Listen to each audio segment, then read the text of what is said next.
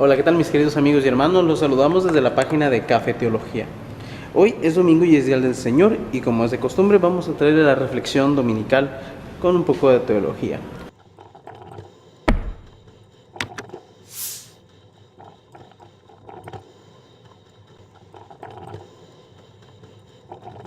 Miren, en muchas ocasiones hay palabras que en la palabra de Dios, es decir, la Biblia, se utiliza en ciertas ocasiones bajo ciertos contextos muy particulares. Y como es costumbre de nosotros o del cristianismo a lo largo de su época, se utilizan para generalizar ideas y muchas de ellas se vuelven doctrinas. Hay muchas palabras que han provocado ese tipo de situaciones y circunstancias, pero en este momento quisiera dirigir la atención a dos palabras en especial. La primera de ellas es la palabra anatema y la segunda de ellas es la palabra herejía. Verán, la palabra de Dios habla acerca de anatemas y de herejías en casos muy reducidos. En este caso, la palabra herejía viene alrededor de, creo que 2 veces en la palabra de Dios. Primero, Pedro es uno de los que dicen que van a venir maestros que se amontonarán y traerán herejías destructoras. También Pablo en Gálatas utiliza esa palabra como uno de los frutos de la carne, las obras de la carne que son evidentes. También debemos de tomar en cuenta que la palabra anatema se utiliza en el Antiguo Testamento y en el Nuevo Testamento también. En el Nuevo Testamento se utiliza para referir primeramente a todos aquellos que traen un evangelio distinto al que Pablo tenía. Y en segundo, Pablo también lo utiliza para referir a quien no ame a nuestro Señor Jesucristo. En el cristianismo de estos tiempos se han popularizado tanto y se han diseminado tanto y se han trivializado tanto estas palabras, de modo que se utiliza para todo aquello que simplemente no va de acuerdo a nuestros pensamientos o nuestra línea doctrinal. Por ejemplo, si vemos hermanos que, por ejemplo, hablan mucho del amor, ya estamos hablando de que son unos herejes y que son liberales o libertinos. Si hay hermanos, por ejemplo, que creen que la salvación se pierde, es una herejía. O los que creen que la salvación no se pierde, también es una herejía. O que, por ejemplo, si hay personas que tienen personas que danzan en el templo o en el santuario, es un anatema. Y se trivializan tanto estas palabras que se utilizan para cualquier cosa que simplemente no vaya de acuerdo a nuestro pensamiento. Ahora, ¿cuál es el trasfondo de estas palabras o para qué se utilizó en el primer cristianismo o en el cristianismo temprano? En el caso de la palabra anatema, vemos que hace su primera aparición en el Antiguo Testamento cuando Dios le da órdenes al pueblo de Israel que está vagando en el desierto, que después de que conquisten ciertas ciudades y derroten a ciertos pueblos, Dios les advierte que no deben de tomar nada de lo que esos pueblos tienen consigo, porque muchas de esas cosas son sacrificados a sus ídolos y Dios no quiere que contaminen a su pueblo.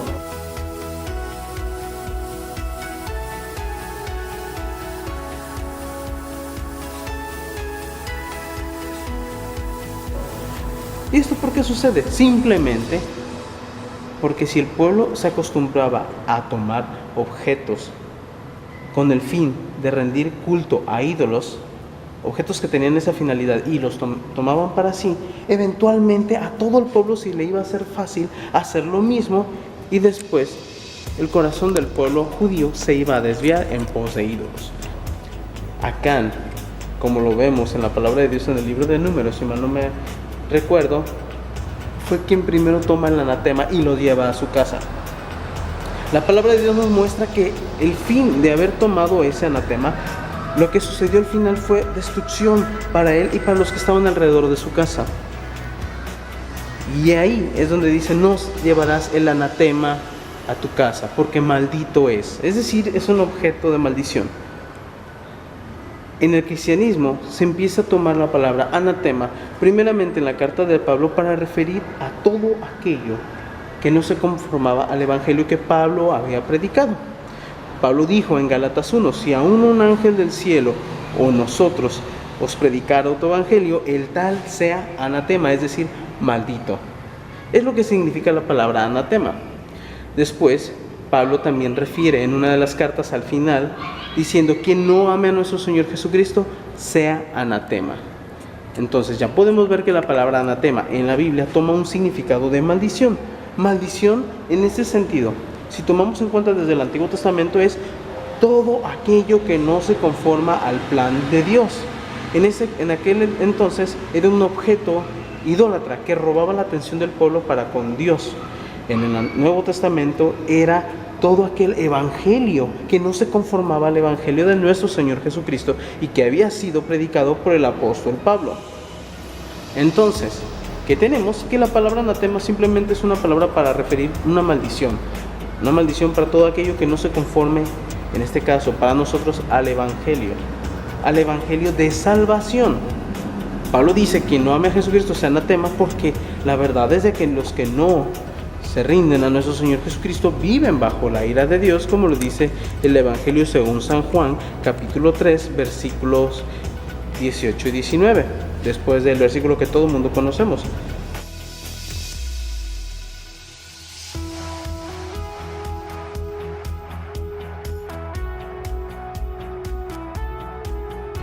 La palabra herejía simplemente hace referencia a una enseñanza contraria a lo que es la palabra de Dios.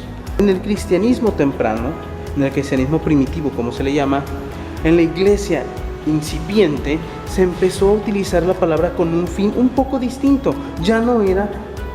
La palabra anatema ya no significó una maldición directa.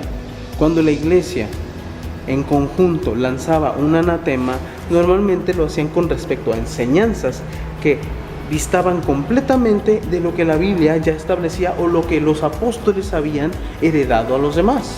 La palabra herejía también se utilizaba para todas aquellas enseñanzas que estaban pero muy distintas a la enseñanza de los apóstoles. Los docetistas, los marcionistas, todo eso.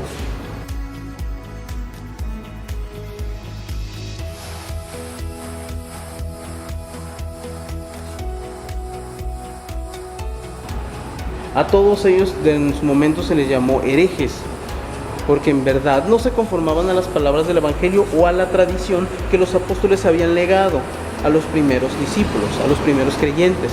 Por lo tanto, el anatema, la palabra herejía, hacía referencia a enseñanzas verdaderamente nocivas. Inicialmente, por ejemplo, las enseñanzas gnósticas que dividían la naturaleza de Cristo. También había, por ejemplo, algunas doctrinas que decían que Cristo no se había encarnado. A eso se le llamaba herejía. Y a las personas que persistían en las enseñanzas heréticas se les lanzaba una advertencia junto con toda la iglesia llamada anatema. De esa manera se excomunicaba a todos aquellos que participaban de esas enseñanzas. ¿Por qué? Porque se sabía que esas enseñanzas en su momento iban a ser nocivas para la fe, no solamente de manera particular, sino también de manera colectiva. ¿Por qué? Porque los primeros creyentes se preocupaban de que las enseñanzas hicieran daño a toda la iglesia, no solamente como individuos. Vemos entonces que en el cristianismo primitivo no se llamaba herejía, hereje o anatema a cualquier cosa que simplemente no concordara con su pensamiento, sino en verdad a enseñanzas que podían distraer la atención de los creyentes al verdadero evangelio de salvación, a creer que Jesucristo era hombre, en creer que Dios era uno, que Dios era trino, etc. No se le llamaba hereje simplemente porque alguien no vestía de una manera, no se le llamaba hereje simplemente a alguien porque distaba de una doctrina secundaria. Normalmente las herejías y los anatemas hacían referencias a doctrinas principales y medulares en el cristianismo, como lo son quién es Dios, quién es Jesús, quién es el Espíritu Santo, cuál es el nacimiento de Jesús, Cristo vino en carne. De hecho, hubo 7 concilios a los que se les llama los 7 concilios universales, a los cuales los primeros creyentes, se suscribían de manera de que era lo que la iglesia creía en ese entonces.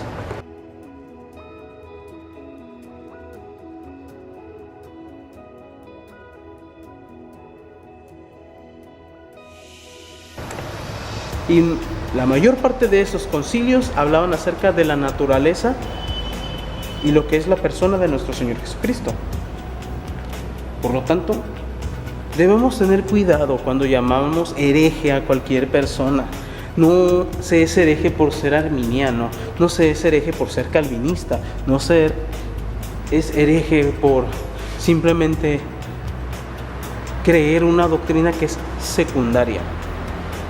Lo que sí es herejía es no creer en el Señor Jesucristo como se ha creído desde un principio, en las cosas que son comunes en toda la iglesia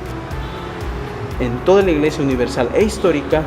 Eso sí se le puede llamar una herejía, pero no por el hecho de utilizar un púlpito, usar una computadora, tener personas que toquen la batería, personas que hagan alguna otra cosa que no se ha acostumbrado en la iglesia. Son doctrinas secundarias y no son medulares, y por lo tanto no podemos llamar hereje a quien practica esas cosas si no es una enseñanza nociva. Por ejemplo, tenemos el Evangelio de la Prosperidad, que en realidad ese evangelio o esa teología de la prosperidad tiende a quitar la mirada del cielo y ponerlo solamente en las ganancias y en las cosas de la tierra. Eso sí es peligroso, porque desvía la atención de nuestro Señor Jesucristo. Eso sí se le puede llamar herejía. Hay cosas que simplemente no lo son, y no por el hecho de que no se conformen a nuestro pensamiento o a nuestros dogmas, significa que algo es herético o es anatema. No debemos de monopolizar a Dios y encerrarlo en una caja que esté limitada simplemente a lo que nosotros entendemos o lo que podemos entender de la Biblia, sino que Dios es uno. Y Pablo dijo en la carta a Timoteo, en su segunda carta, que la palabra de Dios no está cautiva. Por lo tanto, si la palabra de Dios no está cautiva en una cárcel, mucho menos va a estar cautiva solamente en nuestra mente. Dios es mucho más grande que nuestro pensamiento o nuestro razonamiento. Por lo tanto, debemos de ser muy cuidadosos en a quién llamamos hereje y a quién llamamos anatema. Muy probablemente estaremos diciéndole maldito, o estamos censurando algo que muy probablemente Dios no censura. Cada uno, conforme a la medida de fe que Dios le dio, téngala para consigo mismo, dice el apóstol San Pablo. Haciendo esto, vamos a llevarlo bien y sobre todo vamos a guardar la comunión y la unidad en el Espíritu. Esto es Café Teología. Comparte este video si te fue de bendición y nos vemos hasta la próxima. Que Dios te bendiga y que la gracia del Señor esté contigo donde quiera que vayas. Amén.